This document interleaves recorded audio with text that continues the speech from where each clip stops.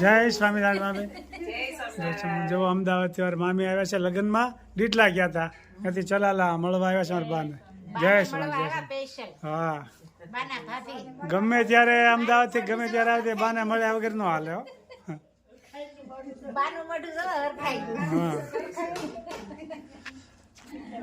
હા રો, જય સ્વામિનારાયણ. જય સ્વામિનારાયણ. આવજો મામી.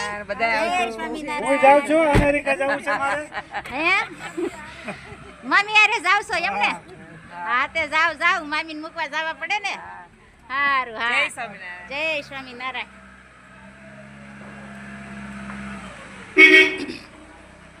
હું બનાવી રહ્યો છું આજે? આજે ગુંદર પાક. વાહ. મસાલો તૈયાર કર્યો છે બધા. હા, હું છે તપેલામાં ભર્યું તગાડામાં. તગડામાં ગાયનું ઘી.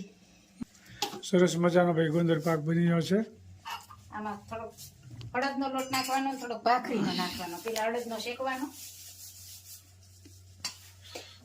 ગુંદર પાક. ગુંદર પાક સરસ મજાનો બનશે. શેનો લોટ છે? આ અડદનો લોટ છે.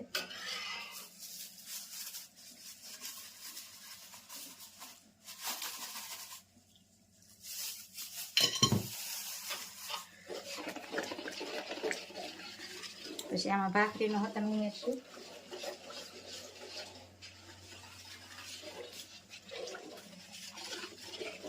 અડદનો લોટ હોય ને એ સારું.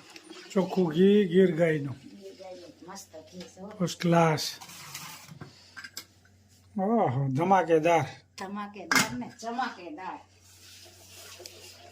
અડદનો લોટ રાબડા ઘીમાં શેકી નાખવાનો અને પછી થોડોક ભાખરીનો ઉમેરવાનો. પછી ગુંદ નાખવાનો. આમાં ગુંદ તૈયાર કર્યો છે. આ ગોળ, આ ટોપરું, બદામ, આ હૂંટનો ભૂકો ને આ પીપળી મૂળના ગઠોડા. એટલે શિયાળામાં એ સારું. ઘણી જાતની આઈટમ છે. લ્યો, સરસ મજાનો ભાઈ ગુંદર પાક બની રહ્યો છે. અને શેકાવા દેવાનો થોડીક વાર, પછી ઘઉંનો લોટ ઉમેરવાનો. ભાવતી હોય કોમેન્ટ કરજો.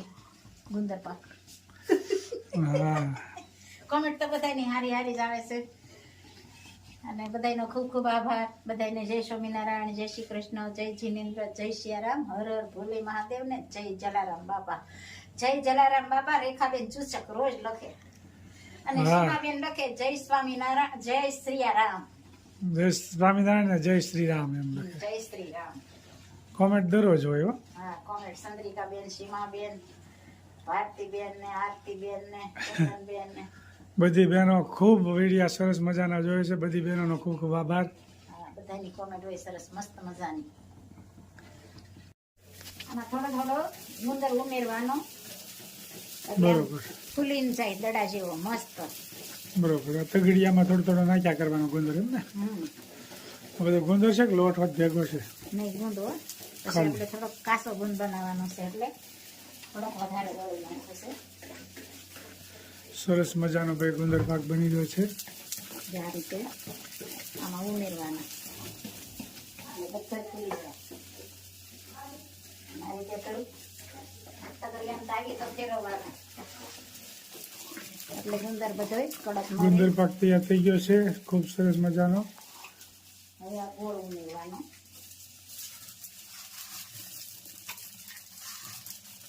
ગળી ભાવતો હોય એ પ્રમાણે.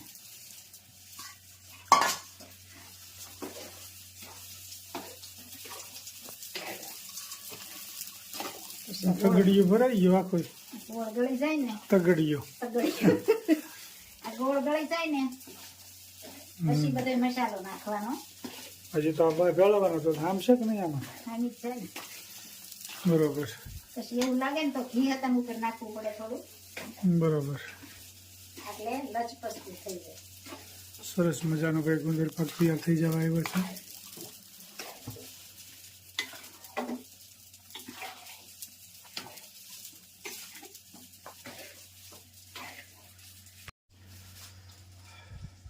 થોડુંક ઘી ઉમેરવાનું એટલે પછી આપણે નાખવું હોય ને ટોપરાનો ભૂકો મસાલો આવશે.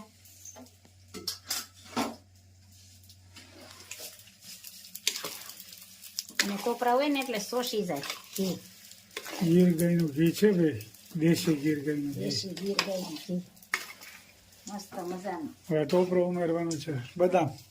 બદામ ટોપરું અને હોંઠનો ભૂકો. બરોબર. ઘણી વસ્તુ નાખવી નહીં. તો ઈ ગુંદર પર ખારો બને ને, મોઢા મૂકો ને તો પીગળી જાય એવો બને. જો આ પીપળી મૂળના ગઠોડા.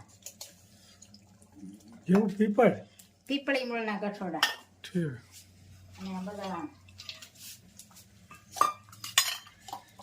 અને આ ટોપરું મિક્સ કરવાનું.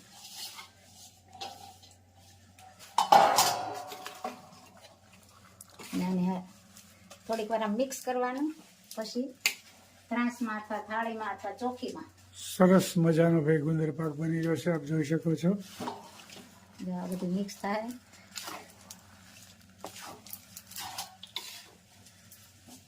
આ રીતે મિક્સ કરવાનું, ચીટાળી દેવાનું.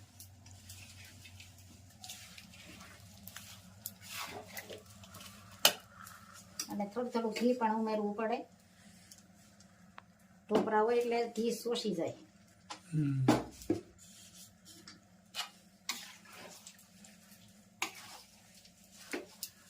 ઘી થોડુંક વધારે હોય ને તો આમ તાઈ ફેરવવામાં લાગ આવે, નકર નીકળે નહીં આમ તાઈ થો.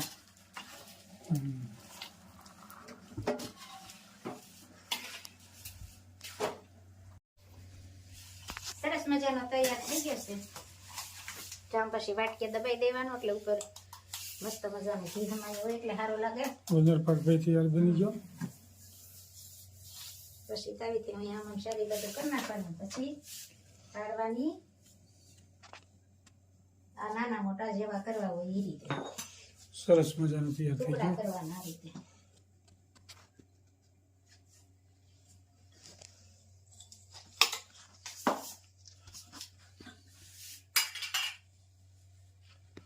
વાહ, ખૂબ સરસ મજાનો ગુંદર પાક તૈયાર થઈ ગયો ભાવતી હોય કોમેન્ટ કરશો. છે. સરસ. આ તો બધાને ભાવે છે.